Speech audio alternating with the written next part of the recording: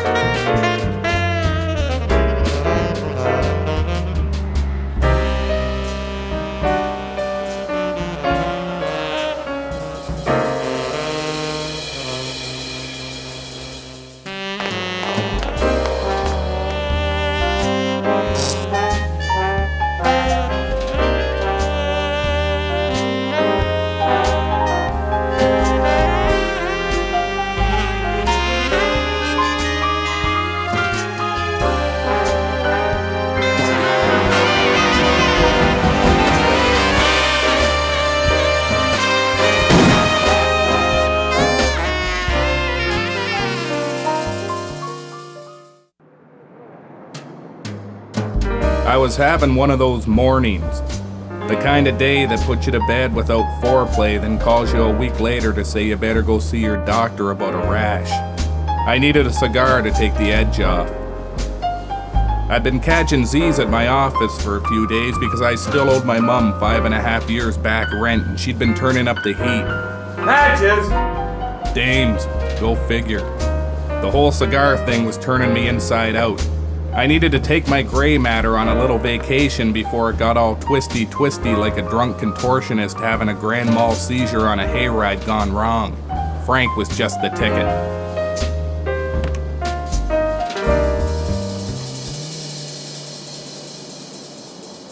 Anyone ever tell you you're as dumb as a bag of hammers, Frank? Yeah, never you mind who this is, you big panty-wearing showgirl. Hey, calm down, Frankie. If I wanted to listen to some effeminate buckethead who doesn't know his arse from the hole in the ground because he's too busy acting like a whining little half-wit and trying to get into my pants, I would have called your dad. I ain't got time to waste, Daffodil. I just wanted to call and leave a message for your wife. Tell her thanks from the fellas.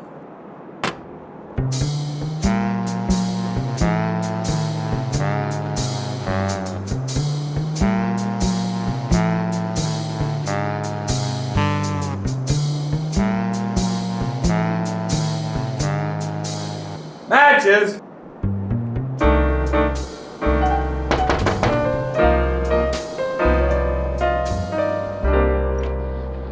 How you doing? You got a match? Your face and my ass. Isn't that how it goes? She was all style and had a mouth like my mother.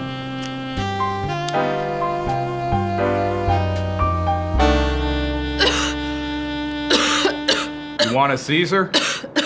It's a bit early. Not if you can't tell time.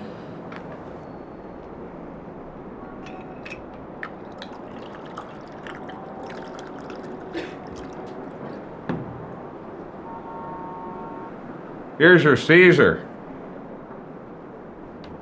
Sorry, I'm all out of celery, clamato juice, ice, and good glasses. Don't you want to know who I am? Why I'm here? Put it in park, gumdrop. The only fire around here is in my pants. You're not wearing any pants. Consider it an early Christmas present. The sign on the door said you were a private dick. That means detective, right? Depends what circles you run in. My name is Anita Peabody. I work for the Montgomery Insurance Company. We specialize in jewelry. Diamonds, rubies, the odd opal. Aren't they all? This really would be easier if you were wearing pants. I think you'll find I do some of my best work sans pants. You want more booze? I've got 9 ounces left. What are you, Amish? Pants? She was playing the hard-to-get gambit, but I could feel her gaze sinking into my boyish buttocks like the gloved hand of a lovesick proctologist. She wasn't fooling anybody, and I was damn sure she knew that I knew she was giving me the once-over and acting like she wasn't while I pretended not to notice. Who says a girl can't dream?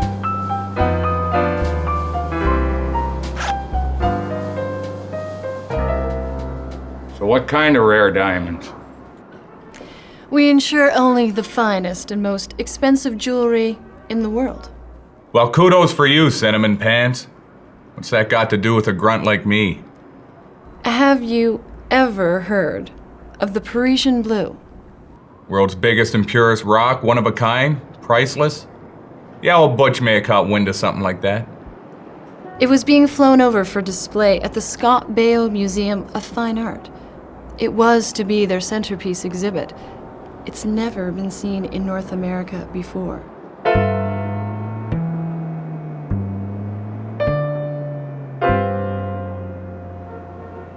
You think I'd look good in a hat? What?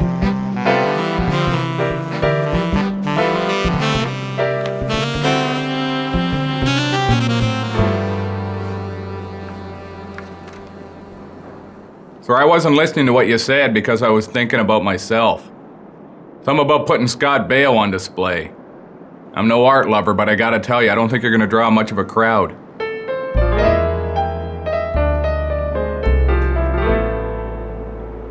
It's just the name of the museum. I don't know who took the diamond. In fact, I don't think anybody did. If it ain't not where it's supposed to be, I don't skinny to the quandary, sunshine. No one I've talked to has ever seen it. It's all just rumors and hearsay, like some kind of great myth about missing treasure or something. I don't think there is a Parisian blue diamond. I don't think there ever was. But I've got an insurance claim on my desk of $50 million, and I need you to get to the bottom of it. See, insurance fraud, international intrigue, third-rate television stars. The bottom's a long way from the top on this one, baby, and the cab that gets you there is gonna take the long road like you were some dumb drunk tourist real new in town. I'm talking big bucks, baby. I'm willing to bet it'll be cheaper than $50 million. Well, I don't put a cap on expenses, but you're probably right. I'll need $50 up front, and the same on the back end when I clean the ass and put the diaper on this baby. Then there's a little matter of walking around money. Walking around money? $12 a day, 1 week in advance. Make that 2 weeks.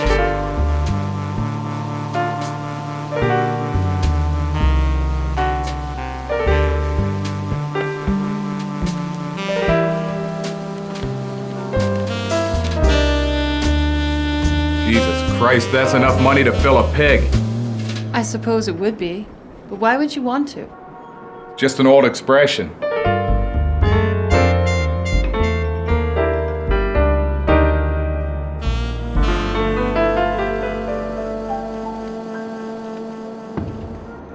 Your cut comes to $246. Why don't we call it an even $250? Cool your jets, pal. I'm onto you like stink on a badger, and Butchie don't play that game. Besides, you're looking at a whole lot more than $4 if you want to ride the Ferris wheel in my pants. Fine. Can you break a 5? Now, I keep all my big bills in another man's pants. Why don't I give you $250 now? We can deduct the $4 from the $50 I'll owe you later, and I'll just give you $46 instead. Yeah, all right. But don't try and screw me, because I'm writing all this down the minute you leave. Now, this insurance claim your company's all jived up about. Some company called NTR Enterprises. I checked their address. It's a mailbox drop site. There's nothing else to go on. Tell you what, Ironside, why don't you leave the sleuthing to me? That's why they call me a dick. Well, one of the reasons. Besides, there's still plenty of rocks left to overturn, and I've got a hunch that once the first domino starts to fall, the canaries are going to start singing like stool pigeons and talking to the flies on the wall, and this whole putrid mess is going to blow up in the faces of the people that have been trying to pull the wool over the wolf in sheep's clothing's eyes. Sure. Give me the address for that drop site and the name of the curator at the Scott Baio Museum of Fine Art. Old Butchie's gonna get himself some culture. I'll call you in a couple of days and let you know where things stand. What'll I do until then? Try to get over me, baby.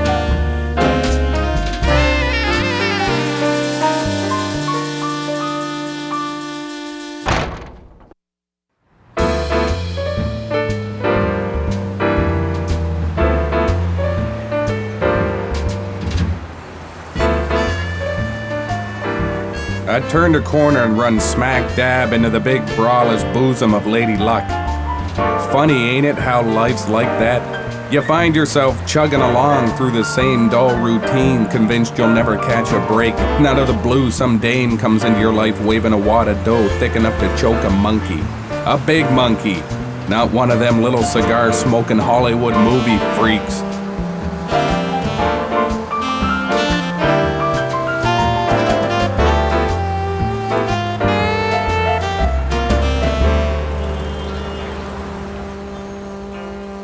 Good day, sir.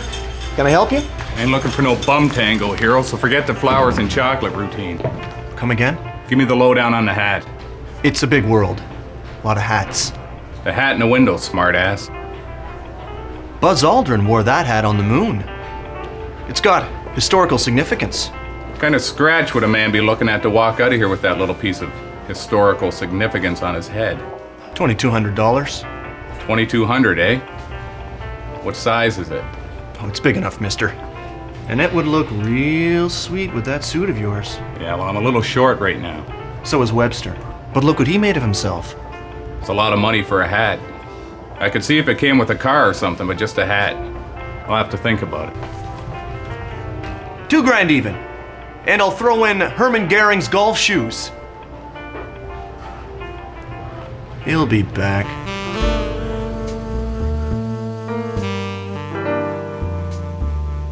It had been a while since I spent time in a fancy-ass museum eyeing the crap that passes for art these days.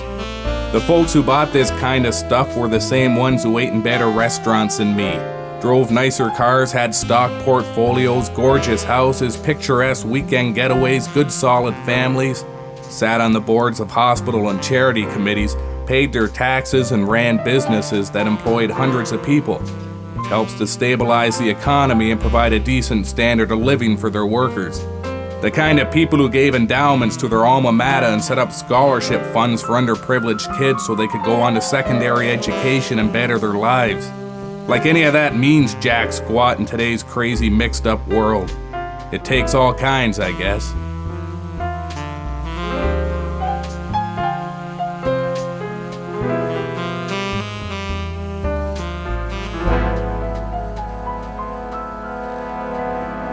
Quite stunning, don't you think? I'm sorry if I startled you. I saw you admiring the picture. I thought you might be an interested buyer. I'm interested in buying things, all right, fruitcake. Just not this chunk of crap. Well, beauty is in the eye of the beholder. My fist will be in your eye if you don't quit coming on to me, you big strapless gown of a man. What's this heinous piece of garbage cost, anyway? It's only $4,500. That's twice what you'd pay for Buzz Aldrin's moon hat. You're crazy, mister. Van Vander Van. Vance Van Vander Van, I'm the curator. It's the stupidest name I've ever heard. You made that up, didn't you? Would you buy this from Buster Tubbs? I wouldn't buy it if I was whacked on acid and swimming ass deep in 20s. Besides, I don't know no Buster Tubbs. I'm Buster Tubbs. He was trying to confuse me with the old name switch ruse, but I wasn't biting. I'm here about the Parisian Blue, and I want to know everything you know, and if I think you're lying... Perhaps we should continue this in a more discreet environment? I have an office in back. We all do, so what? No, I'm pretty sure I'm the only one with an office in back. My fault, I thought you said orifice.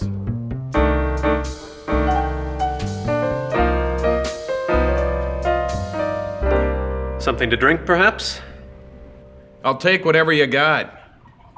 And don't stiff me on the pour.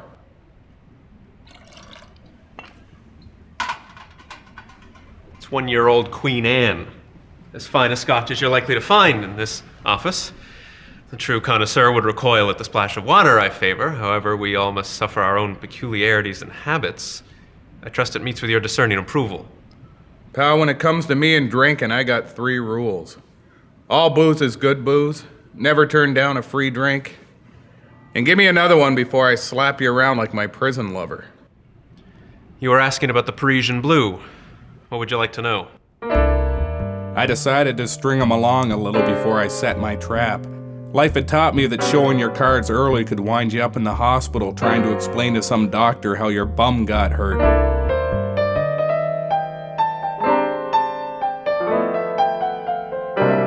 So anyway, about that Parisian Blue. Do you know where it is? No. Nuts. He was cool for a museum curator. Maybe too cool. But if experience has taught me one thing, it's the cooler they are, the harder it is to get answers out of them. Seems to me if I was expecting a rock that big and it went missing, I'd be jumping around like a frog with a firecracker up my ass. Unless, of course, I was the one who made it go missing. Who said it was missing? Spill the beans, you glass-eyed freak, or I'll make you rue the day you picked that haircut. Delivery has been delayed, if that's what you mean. But I'm confident the exhibit will open on schedule. Undoubtedly to rave reviews, I might add. It truly is an exquisite gem. It's quite breathtaking. So you've seen it then? Personally? No. But I can assure you, having spoken to those that have beheld its beauty, it is unparalleled.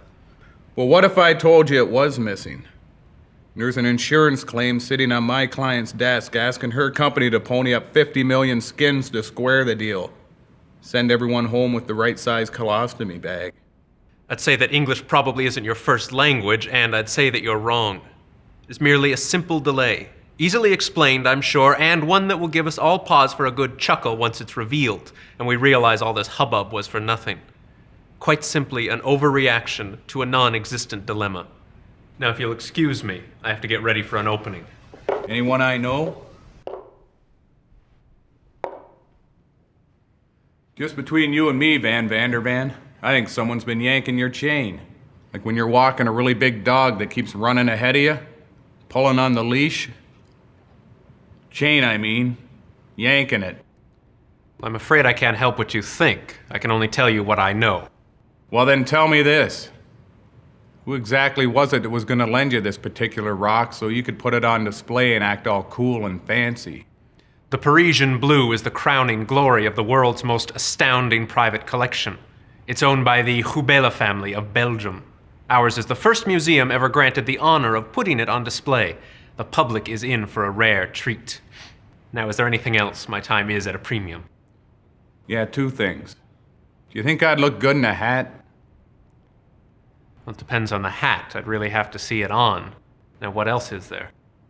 Just this tank top.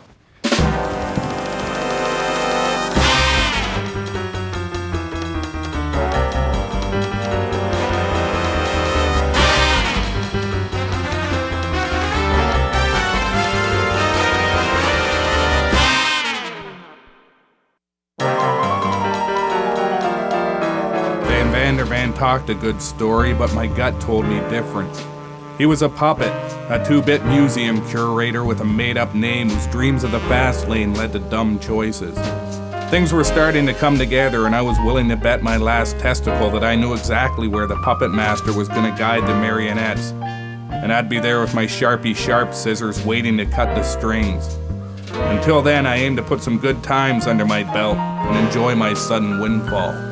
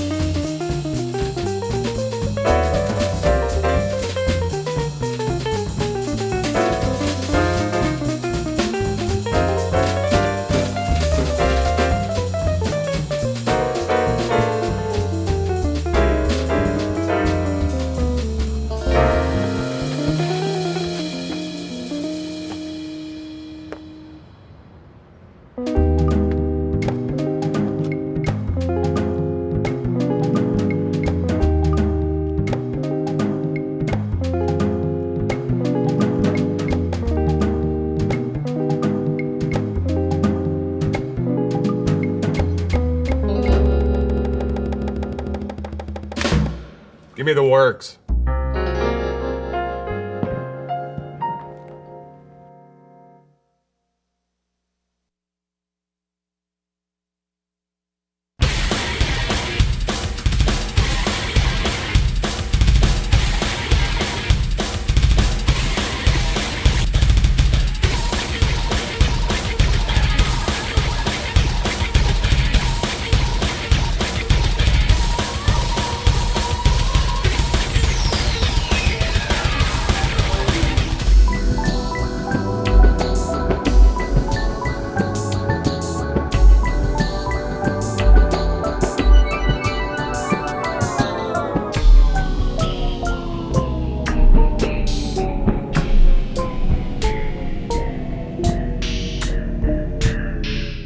Next on Butch Patterson. What's my cut? The satisfaction of helping a lady out? Shark attack! How about the satisfaction of helping a lady out? My name in the story. The name of a good tattoo removal place. A big hungry cat that I'm gonna need for a couple of hours. 9 cigars, a bottle of peach schnapps, and $126,000 in fives. The only law around here answers to the name Patterson. Butch Patterson, private dick. You're not that guy from the petting zoo, are you? That poor llama. I don't know what you heard, mister, but I was just petting it. The satisfaction thing, the tattoo thing. No cat. Your name in the story. $10 and the little bottle of whiskey in my purse that I got on the airplane. Deal. But I want the cash in fives. Hitler's behind it. Hitler? You mean he's alive? You know him? Of course I know him. World War II, the most evil man in the history of the human race. Why would you want to hang out with a guy like that? Stick with old Butchie. I'll treat you better than that Hitler jerk any day. Ow, my femur!